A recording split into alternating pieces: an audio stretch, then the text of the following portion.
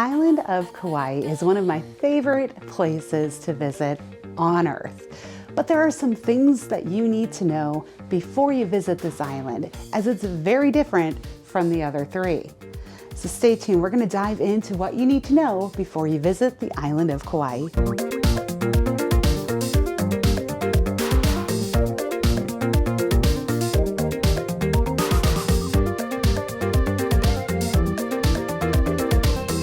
Hi, I'm Michelle, the Traveling Chzhed, and your trusted travel expert, as well as a certified Hawaii specialist. Now, the island of Kauai is my favorite island personally, but I might be a little biased. I've been there twice, and it's just something about the natural beauty of this island that is unparalleled. But there are some things you need to know before you visit the island for the first time. It is unique and different from the other three main islands of Hawaii, and there's just some things you need to keep in mind when you're planning to go there. First and foremost, Kauai is definitely a daytime destination. So you are getting up early and you're going to bed early. There's really not a ton of nightlife. Obviously, there's going to be pockets of nightlife in certain areas, but for the most part, Kauai is very much an early day destination. I feel that that's why they have so many of the roosters and chickens on the island to croak and cock-a-doodle-doo at the crack of dawn to make sure that you're up and ready for your day to explore the island during the daylight hours. All right, the second thing is, while Kauai and all of Hawaii is known for its nature and natural beauty, Kauai is really all about the nature and natural beauty. Most of the activities are outside. Most of them have to do with exploring nature, whether that is by land, by sea, or by air, but it is all out in the elements. So that is one unique thing about Kauai more than anything else. It is all about the nature. So since it is such a nature-full experience, there are a million hiking options on the island. Now, if you love to hike out in nature, then Kauai is going to be the island that you fall in love with. You have a diverse set of hikes. You have Shipwreck Beach and the Heritage Trail, which brings you right along the rigid coast. You've got the Kalalau Trail, which brings you around the Nepali coast and more into the rainforest. You can even hike back to the waterfall. You have got Secret Falls, which is a kayak and hike. Then you have all the hikes through Waimea Canyon. So you have so many options when it comes to hiking in Kauai. You could hike every single day, twice a day, and still not hit all the hikes. As Hawaii becomes more and more popular, to cut down on over-tourism, the state of Hawaii has implemented reservation systems for many of the key and most popular sites. If you ever go to Oahu, you'll find that, but in Kauai, it is similar with certain areas.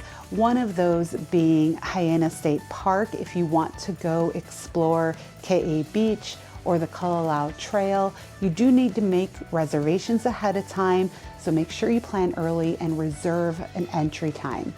Same thing goes if you're planning your water activities or if you're planning an air activity like a helicopter journey.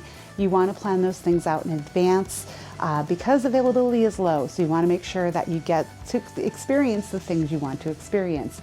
There does require a little bit of advanced planning. So all of the Hawaiian islands can be experienced by land, sea, or air, but Kauai is one of those that has really a huge portion of the island that is only accessible by air. So of all the islands, that is the one that I would recommend splurging on a helicopter tour. It is unique in the fact that there are just spaces that you cannot access any other way, and you will never see or get to experience unless you foot up for that helicopter journey. And it is unbelievably breathtaking. Is it worth it? Absolutely. So the island of Kauai is definitely a self-exploration haven, and you are going to need to rent a car in order to be able to fully experience all the different areas of the island. The car rentals are really easy to get to from the airport. You can take any shuttle to get over there, and honestly, you could walk if you really wanted to. It's kind of across the street. It's just a little safer to navigate on one of the shuttles. But There's a million different car rental places. You can even do some of the churros and things like that. There's some local places as well as the national chains. And the car rentals, they're not overly expensive, but again, I do suggest that you plan and reserve them early. The closer you get to the day of your travel, the more expensive they're going to be. But a car rental is absolutely needed to fully enjoy this island. One of my favorite things about the island of Kauai is its airport. It's small, it's convenient, and it has just this really authentic Hawaiian feel. Like you get off your plane and you walk through that airport and you know that you've landed in paradise. It just has such a great feel. Your stress levels just go down as soon as you step off that airplane, and you know that you're in for a wonderful experience. So I love that airport. It's easily accessible. It's small. And so it makes it so easy to navigate and really just enjoy yourself, even though it is an airport and that can be stressful. They have live music playing and little eateries and shops before you take off. And then when you land, it's so easy to find your baggage. There's only like 2 carousels. It's just the perfect size airport. You can't get lost and everything is just so easy to navigate. So if you watch the news, you probably hear varying reports about the Hawaiian locals maybe not wanting visitors. That's been very prevalent on the island of Maui with the fire in Lahaina.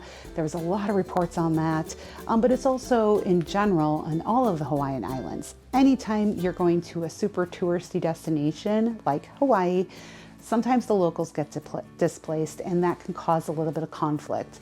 What I will say though is, in my experience, the locals on Hawaii were incredibly friendly, especially in the island of Kauai.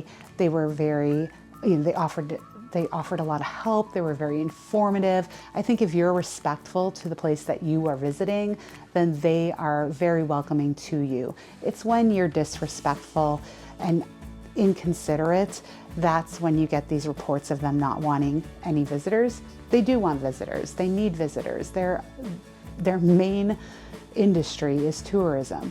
So they need us to visit, and their locals are incredibly friendly. So another thing you need to understand about the island is the diverse climate.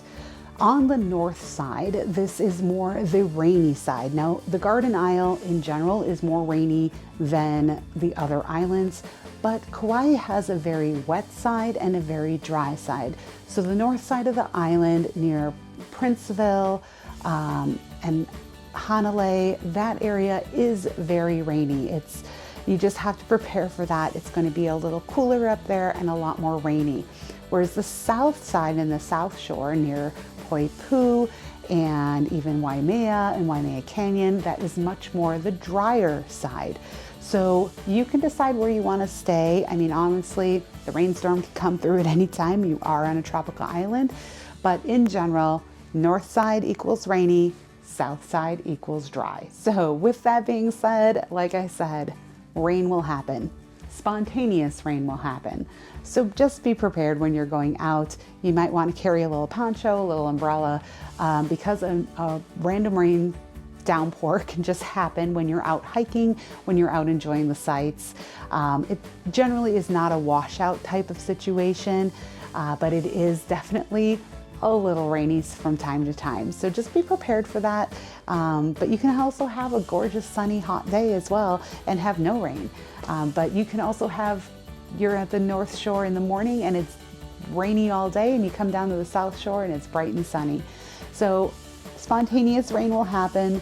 Just be prepared, have some rainy day activities planned and prepped so that you can still have a great day enjoying all of the things that this island has to offer. So one thing I'm asked about a lot is the overall climate of Kauai. Is it hot? Is it humid? Here's what I'll say.